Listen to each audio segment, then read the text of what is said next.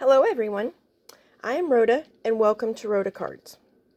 Today I'm going to show you how to do a side step card, and this is the card that I'm going to make. The side step is this part over here.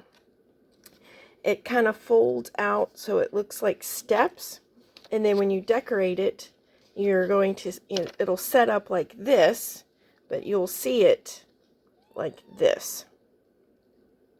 So let's go ahead and get started, and I'll show you how to do this side stepper card. I saw these little penguins and I thought this was the perfect thing to make with those little penguins. Our card base is 5.5 by 8.5. It's a 8.5 by 11 piece of cardstock, just cut in half. And you're going to take your trimmer. Let me put it down here so we can see the numbers. But this is the 8.5 here. We're going to put it in so it's 5.5 this way. And you're put it in at 3 inches. So you're going to slide this in up to 3 inches here. Now you need a paper trimmer with an arm and a blade that you can put down and position in different places. So using a guillotine trimmer or rotary trimmer will not work with this, because you have to take your blade and you're going to put it in right up at 1 inches. So it's right here at 1 inch. Then you're going to push your blade down at 1 inch. Pull this back up and slide the blade in. So you'll put it in, your cardstock goes into 3 inches here, 8.5 this length here. Put your blade in at 1 inch, push it down, and then you're going to cut down to 6.5 inches. So we'll slide down here to 6.5. There's the 6.5 part here, barely on the camera there. 6.5 here. You're going to cut to that, and then just lift your arm and take your cardstock out. Other than cutting the card base or using an already cut card base, that's all you need for cutting. Now we're going to score.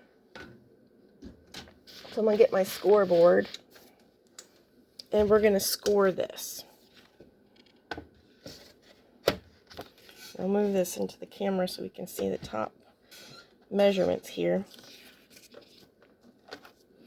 Now, this is the 3 inch part here. This is 2.5 inches. This is 3 inches. So when you score this, you want to make sure that the wider part is going to be this piece here. This is the wider part. So this is 3 inches here. So the 3 inches are up here, and you're going to score up at the top here at 4.25, because this is going to be this fold right here. So 4.25, you're going to score here, but you're only going to score down to the cut line. Don't score past the cut line. It's hard to see the cut line here in the camera, but here's the cut line. So when you score the top of this, you're only going to score it down to the cut line, and that's 4.25. Now what I did was I flipped this around, and I'll show you the cut here. The cut here it's closer at this end. That's the 1 inch. That's 1 inches right here, and this is farther up at this side. So I flipped this around so that the 1 inch area is towards the left, because we're going to score that 1 inch again here. We're going to score it at 1 inch only down to the cut line. Stop at the cut line. Don't score past the cut line. So we're going to score at 1 inch. You're going to score at 2 inches. And then again at 3.25, 4.5, and 6.5. And 6.5 is the end of our score line here. I'm sorry, our cut line ends at 6.5. Starts at 1 inch, ends at 6.5. So you're going to score at 1 inch, 2 inch, 3.25, 4.5, and 6.5. And all of these score lines are only going to go down to that cut line there. The 4.25 is scored on the other side. So that's all of our scoring. Put my scoreboard away, and we'll fold this. Now, the way I made my card is the top wider piece on the left and the stairs on the right. You can make this either way, you just fold it differently. So if you want this on the left side, we're going to fold it from here, because this is the 1 inch mark here. You could put this on the other side and have the stair steps on the left, but I did them on the right. So when you fold these, this is our first score line here. You're going to fold back, so that's a mountain, and then fold forward at the 2 inch, that's a valley, and then a mountain, and a valley, and then a mountain again. And then this one on the left will fold as a mountain. And that's the folding. Now you want to burnish these really good with a bone folder so that it stands up. If you don't burnish them really well, this, when you stand it up, it'll come out. It won't stand real close together. So you want to burnish these really good. So I make several passes on these fold lines. Go back and forth on each one of these, and then I burnish these underneath here too.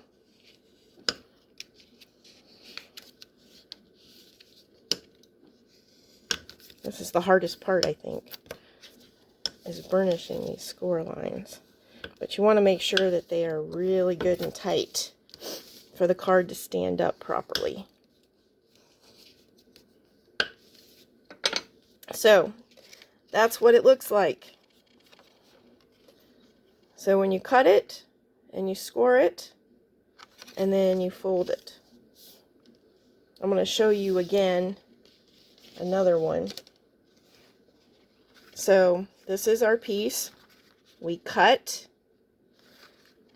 at, this is 3 inches here. We cut 1 inch in down to 6.5.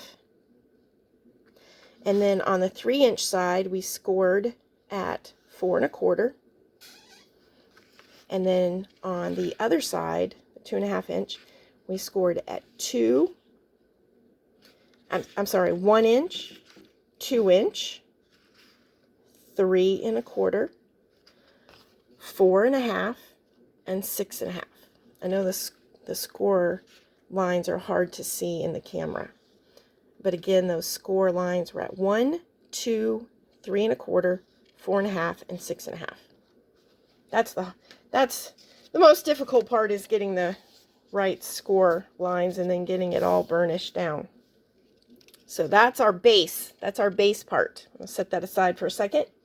And I'm going to show you what I did for decoration. I used my punch, my oval punch. This is a 2.5 inch oval punch, and I punched out a white piece of cardstock, and then I stamped on it, "Wishing you a Merry Christmas," and then I used little snowflakes and little berries, and I just kind of decorated that. I used a 3 inch scallop. My cat wanted to get into the camera. I used a 3 inch scallop oval punch and punched out some white glitter paper. See if you can see the glitter on that for my decorations. The paper is 4, the red matte, 4 by 2 3/4. And I just used, I like traditional Christmas colors, so I used red. And then I have pattern paper that I cut, and that's 3 3/4 by 2 1/2. And then I just layered them on top of each other. So we have the red base and then the blue snowflakes on top. And then this is going to go on top of here, like that.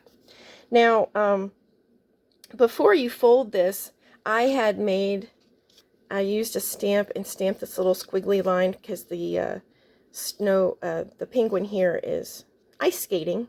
So you can stamp that before you fold this, and makes it just a tad easier to stamp it before you fold it, but I folded it, obviously.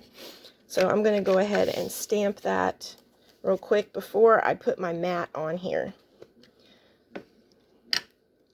So let me stamp my little squiggly line for the penguin that is ice skating. And I just stamped this right down here, right below that fold. Now the stamp goes beyond where the paper is, but I just put the paper over top of it. I didn't have a problem with that. So we'll take our matte piece here, and I'm going to put it down.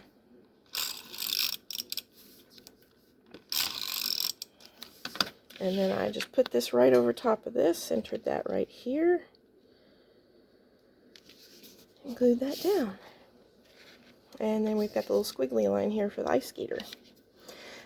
Now, this is the glitter paper for our sentiment, and I find it very difficult to glue cardstock to glitter paper. The easiest thing that I have found to put cardstock onto glitter paper is glue dots.